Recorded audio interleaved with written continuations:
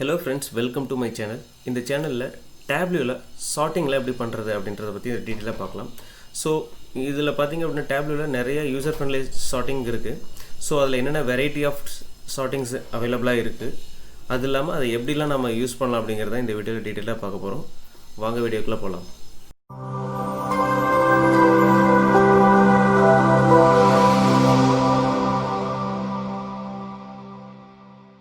So sorting அப்படிங்கிறது நம்மளுக்கு எல்லாமே தெரிஞ்சிருக்கும்.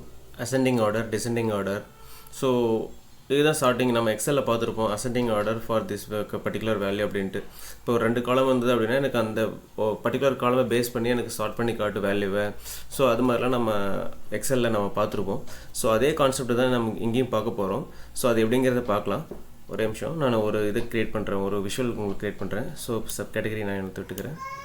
ஸோ சேல்ஸை எடுத்து நான் காலம்ஸில் விட்டுட்டேன். ஸோ நமக்கு ஒரு விஷுவல் ரெடி ஆயிடுச்சு. இப்போ பாருங்கள், இது வந்து பார்த்திங்க அப்படின்னா டேட்டா சோர்ஸில் என்ன ஆர்டர் இருக்கோ அந்த ஆர்டருக்கு நம்மளுக்கு இந்த விஷுவல் வந்து நம்மளுக்கு ரெப்ரசென்ட் பண்ணுது. ஓகேங்களா? ஸோ இதை வந்து நான் வந்துட்டு ஹையஸ்ட் டு லோயஸ்ட்டாக மாற்றணும்.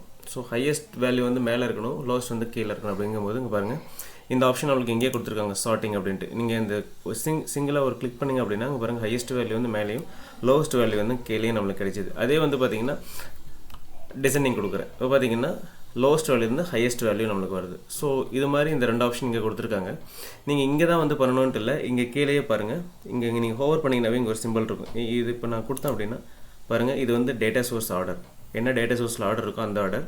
அதுக்கப்புறம் மறுபடியும் அகைன் ஒரு கிளிக் பண்ணிங்க அப்படின்னா ஹையஸ்ட் டு லோயஸ்ட், மறுபடியும் அகைன் கிளிக் பண்ணால் லோயஸ்ட் டு ஹையஸ்ட். ஸோ அது மாதிரி யூசர் ஃப்ரெண்ட்லியாக நம்மளுக்கு இங்கே கொடுத்துருக்காங்க பாருங்கள். ஸோ சிங்கிள் கிளிக்கில் நம்மளுக்கு என்னென்ன வேணும் அப்படின்ட்டு ஸ்டெப் பை ஸ்டெப்பாக வருது.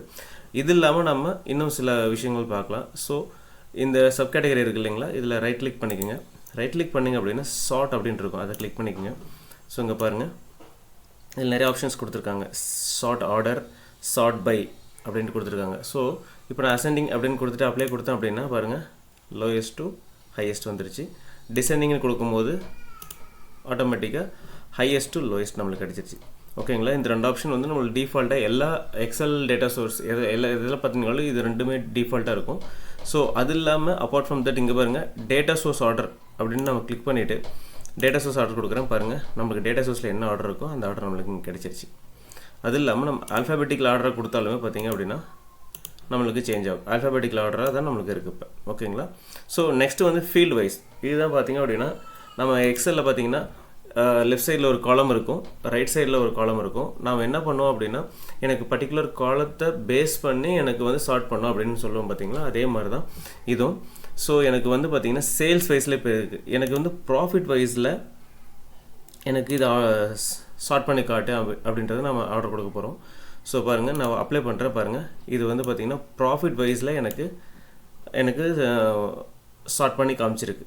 ஓகேங்களா? எனக்கு ப்ராஃபிட் வைஸில் எனக்கு இந்த வேல்யூஸ் இப்போ எனக்கு கிடச்சிருக்கு. ஓகேங்களா?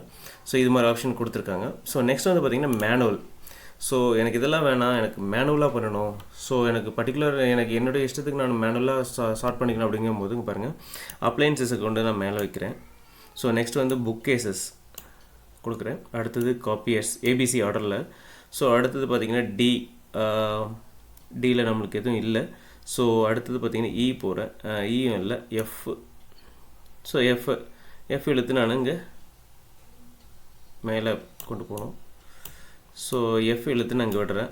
ஸோ இது மாதிரி நம்ம மேனுவலாக இங்கே பாருங்கள், மேனுவலாகவும் ஸ்டார்ட் பண்ணிக்கலாம். ஸோ இந்த ஃபீச்சர்ஸ்லாம் கொடுத்துருக்காங்க. நீங்கள் இது மாதிரி நம்ம ட்ராகும் பண்ணிக்கலாம். அதுக்கப்புறம் பார்த்திங்கன்னா இங்கே பாருங்கள், அப் டவுன்னு கொடுத்துருக்காங்க. நீங்கள் இதை யூஸ் பண்ணியும் நீங்கள் உங்கள் கேட்டகரிஸை வந்து மேனுவலாக ஸ்டார்ட் பண்ணிக்கலாம். ஓகேங்களா? ஸோ இதுதான் ஓவரால் சார்ட்டிங் ஆர்டர். ஸோ ரொம்ப சிம்பிள் தான்.